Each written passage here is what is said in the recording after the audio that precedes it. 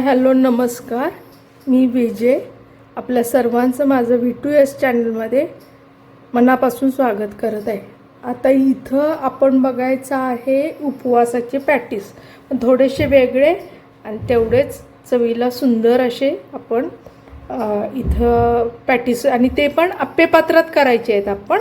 पण ते पॅटीस कसे करायचे ते आता बघायला सुरुवात करूया. तर करायला सुरुवात करण्यापूर्वी ह्याचं साहित्य मी सांगते. इथं हे भाजून घेतले 2 वाट्या शाबू आहेत, हे भाजून घेतलेले आहेत. हे 2 वाट्या आहेत. आपली रेग्युलर आमटीची वाटी असती तेवढी शाबू घेतलेले आहेत आणि हे मी भाजून घेतलेले आहेत. इथे 3 मोठ्या आकाराचे बटाटे उकडून घेतलेले आहेत साल काढून. त्याच्यानंतर चवीप्रमाणे मीठ, साखर आणि हा कोथिंबीर आणि मिरची आणि आल्याचा ठेचा आणि जिरे घातलेत त्याच्यामध्ये. तुमच्याकडे जर आलं खात नसतील उपवासाला तर तुम्ही ते स्किप केलं तरी चालेल. आणि इथं घेतलेलं आहे आपल्याला आता त्याच्यात मध्ये भरायसाठी सारण करायचं आहे. तर इथं मी खोबरं खिसून घेतलेलं आहे, ओलं खोबरं आहे. त्याच्यानंतर कोथिंबीर घेतलेले आहे. इथं काजूचा थोडंसं मिक्सरला जाडसर वाटून घेतलेलं आहे. शेंगदाण्याचं कूट, ह्याच्यामध्ये घालायला मीठ, साखर आणि लिंबू घेतलेला आहे. आणि त्याच्यात जर तुम्हाला मनुके वगैरे घालायचे असले तर तुम्ही घातले चालते. पनीरसुद्धा उपवासाला चालते, पनीरसुद्धा घातलं तर चालते. आता हे पहिल्यांदा आपण सारण करून घेऊया. त्यासाठी कृती काय करायची बघा. इथं खोबरं खिसलेलं घेतलेलं आहे मी. त्याच्यानंतर कोथिंबीर, हिरव्या मिरचीचा ठेचा, ह्याच्याबरोबर आपण ह्याच्यामध्ये शेंगदाण्याचं कूट घालणार आहे आता. तर हे शेंगदाण्याचं कूट ह्याच्यामध्ये घालून घेऊया आपण.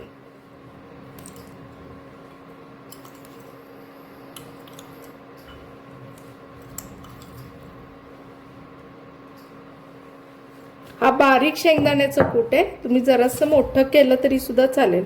हे काजूचे सगळे मी ह्याच्यात तुम्हाला मनुके वगैरे हवे असले तर घेतले तरी चालतात. ह्याच्यात आता चवीप्रमाणे आता हे मीठ आणि साखर ह्याच्यात मी सांगते. मीठ आणि साखर लगेच घेतलं तर पाणी सुटेल. तेवढ्यासाठी आपण ह्याला ज्यावेळी आपण भरायला घ्यायचं त्याच्या थोडा वेळ आधी मीठ आणि साखर आपण घालूया. तोपर्यंत आता हे आपण एकत्र कालवून ठेवूया. हे सगळं एकत्र करून ठेवूया. आणि आता आपण जे वरची पारी करायची आहे त्याच्यासाठी ती तयारी करायला घेऊयात. आता हे एकत्र करून अजून ह्याच्यात मीठ आणि साखर आपण घातलेलं नाही आहे, हे आपण आता थोड्या वेळाने घालणार आहे. आता आपण पारी तयार करायला घेऊयात. हे मी बाजूला ठेवते का. आता पारी कशी करायची बघा. हे बटाटे आपण खिसून घेऊयात पहिल्यांदा. आता ह्याच्यामध्ये पहिल्यांदा मी हे शाबू घालते आणि ह्याला मिक्सरला जरासं बारीक वाटून घेऊया. भाजल्यामुळं हे पटकन बारीक वाटलं जाईल. हे बारीक वाटून ह्याच्यामध्ये आपल्याला मळायचं आहे. तर ते ह्याच्यामध्ये आपण काढून घेऊया. सगळ्यात पहिल्यांदा हे आपण मिक्सरला घालून बारीक वाटून घेऊया. हे आता मी अशा पद्धतीनं बारीक करून घेतलेलं आहे मिक्सरला.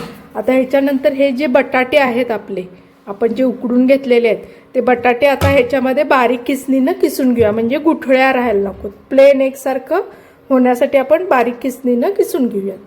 आता हे बघा, आपण हे आता बारीक किसणी आहे. मगाशी मी खोबरं ह्यानंच किसून घेतलेलं आहे. आता बटाटे आपण ह्याच्यावर बारीक किसणीनं, म्हणजे त्याच्यात गुठळ्या राहणार नाहीत, एकसारखं आपल्याला पीठ मळायला सुद्धा त्याच्यात व्यवस्थित येईल ह्या किसणीनं किसल्यानंतर. हे असं आपण किसून घेऊया.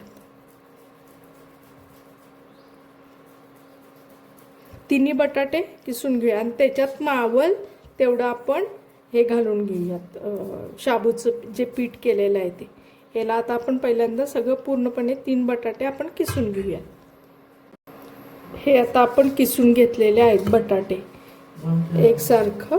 त्याच्यानंतर आता ह्याच्यामध्ये आपण कोथिंबीर, हा हिरव्या मिरचीचा ठेचा हा घालून घेऊ. हिरवी मिरची आणि आलं आहे याचा ठेचा घालून घेऊया पहिल्यांदा. त्याच्यानंतर ही कोथिंबीर घालून घेऊया सगळी. म्हणजे वर पण थोडंसं हिरवं असा कलर छान दिसेल. त्याच्यानंतर ह्याच्यामध्ये तुम्ही चवीप्रमाणे मीठ घालून घ्या आणि थोडीशी साखर सुद्धा घालून घ्या.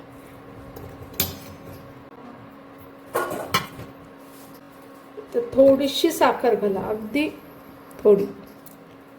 आणि ह्याला आपण आता चांगलं मिक्स करून घेऊया. आणि ह्याच्यामध्ये आपण जे शाबू वाटून मिक्सरला बारीक करून घेतलेले ते आपण ह्याच्यामध्ये घालून घेऊया. आता हे आपलं मिक्स झालेलं आहे. आता ह्याच्यात थोडं थोडं करत आपण शाबूची पावडर घालून घेऊया.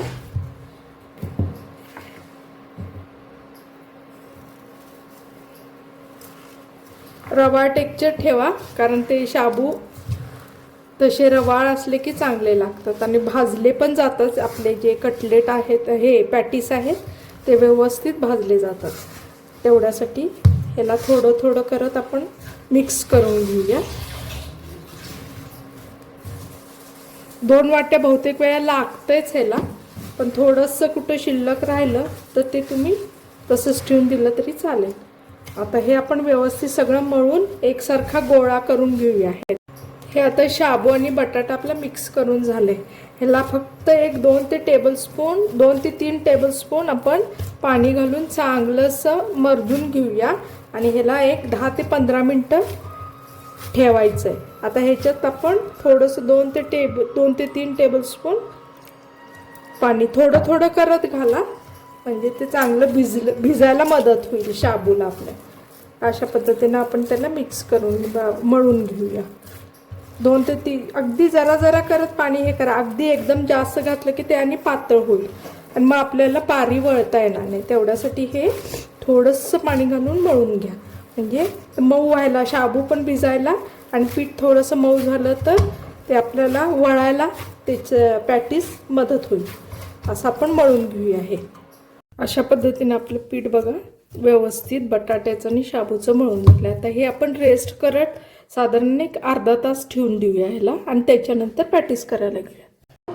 आता आपण हे जे पीठ तयार केलेलं त्याचे हे असे पाण्याचा हात घालून थोडंसं त्याला एकसारखं करून हे आपण गोळे करून घेतलेले आहेत. आता हे सारण आपलं तयार झालेलं आहे. त्याच्यामध्ये ह्यावेळी आता आपण हे गोळे केल्यानंतर एका बाजूला आपण आप्पे पात्र तापत ठेवलेले आहे. आता ह्याच्यामध्ये आपण हा लिंबू पिळूया आणि त्याच्यामध्ये आपण हे चवीप्रमाणे साखर आणि ही मीठ हे चवीप्रमाणे ह्याच्यात घालून घेऊया.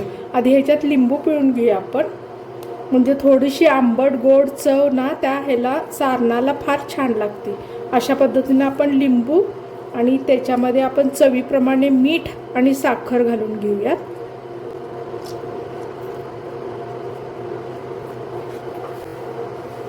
आता ह्याच्यामध्येच आपण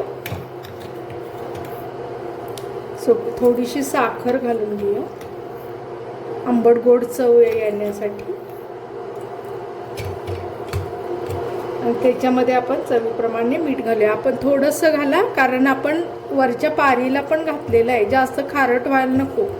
या पद्धतीनं आपण ह्याच्यामध्ये, कारण आधीच जर आपण घातलं मीठ तर त्याला पाणी, खोबरं, कोथिंबीर आहे ना, त्यामुळं पाणी सुटण्याची शक्यता आहे. तेवढ्यासाठी आपण ऐनवेळी घालायचं, ज्यावेळी आपले गोळे तयार होतात. आणि ते आपण आता ह्याच्यामध्ये घालणार आहे, पारी करून घालणार आहे, त्यावेळी आपण त्याच्यामध्ये घालायचं. आता हे आपलं झालेलं आहे सारण.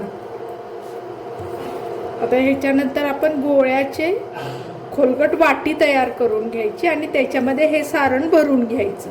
दाखवते मी. आपण अशी पारी तयार करून घ्यायची. ती थोडंसं तेलाचा किंवा पाण्याचा हात, तुम्ही पाण्याचा लावला तरी पण चालेल किंवा तेलाचा हात लावला तरी पण चालेल. हे असं आपण त्याला आकार वाटीसारखा खोलगट आकार देऊन घेऊया.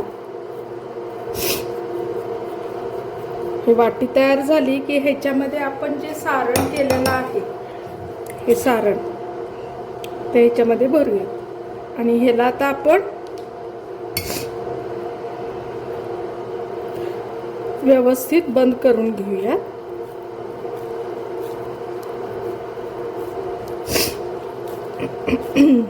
त्याला असं व्यवस्थित बंद करून घेऊया.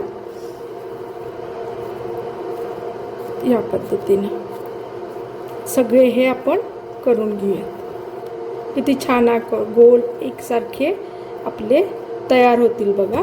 हे आपण आता असे करून घेऊयात सगळे पहिल्यांदा. आपण आता आप्याचा तवा तापत ठेवला होता, तो चांगला तापलाय. ह्याच्यामध्ये आता आपण पहिल्यांदा तेल घालून घेऊया.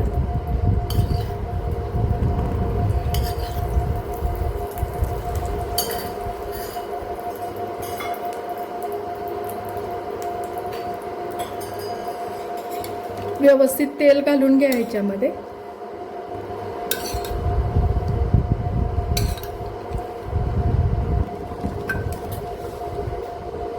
आणि हे जे आपण हे करून पॅटीस तयार करून घेतलेले आहेत ते आता आपण त्यात आप्पे पात्रात घालूया. गोळे आपले आप्पे हे आप्पे पात्रात आपण तेल घातलेलं आहे. हे फक्त आता सावकाश त्याच्यामध्ये सोडा, हातावर तेल येऊ देऊ नका, असं सावकाश त्याच्यामध्ये ठेवा.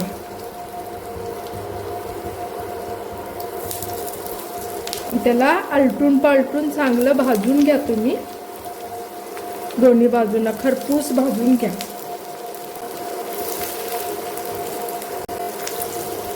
त्याला आलटून पलटून छान असं भाजून घेऊया. आता इथं आपण राहिलेले जे दुसरे पॅटीस होते ते करून घेऊया. हे पॅटीस तुम्ही करून फ्रीजमध्ये ठेवले आणि आपल्याला हवे तेव्हा केले तरी सुद्धा चालतात. हे फ्रीजमध्ये सुद्धा छान राहतात. अशा पद्धतीने आपण ह्याला आधी मस्तपैकी सगळे वळून घेऊया आणि त्याच्यामध्ये आपण नंतर जसे भाजत जातील तसे त्याच्यामध्ये टाकत जाऊयात. आता एक एक आपण करून घेऊया.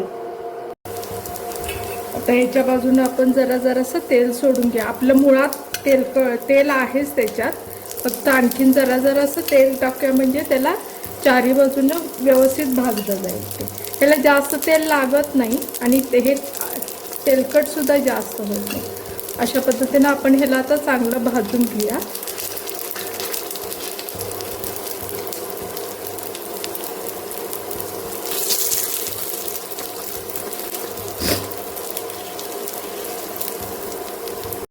अशा पद्धतीने आपले हे उपवासाचे खमंग खुसखुशीत असे पॅटीस, आप्पे पात्रातले पॅटीस तयार झाले. आणि ही उपवासाची खोबऱ्याची चटणी, याच्याबरोबर तुम्ही शेंगदाण्याची चटणी जरी दिली तरी चालेल. खरं तर हे तसे सुद्धा छान लागतात, पण चटणीबरोबर आणखीन त्याची चव वाढती. असे आपले हे उपवासाचे खुसखुशीत बघा किती झाले. हे बघा किती छान दिसत आहेत बघा. ते चवीला पण तितकेच छान लागतात. एकदा नक्की करून बघा उपवास तुमचा असला, एकादश वगैरेच्या वेळी. आणि जर पदार्थ आवडला, तसं पण दुपारच्या वेळी वगैरे खायला तयारी आधी करून ठेवली, फ्रीजमध्ये करून ठेवले आणि आप्पे पात्रात काढले तरी पटकन होतात. ह्याला सुद्धा म्हणजे हे सुद्धा होतं, तेल जास्त लागत नाही त्याला. अशा पद्धतीनं आपले उपवासाचे पॅटीस तयार झाले. जर पदार्थ आवडला असेल तर माझ्या चॅनलला लाईक करा, शेअर करा आणि सबस्क्राईब नक्की करा.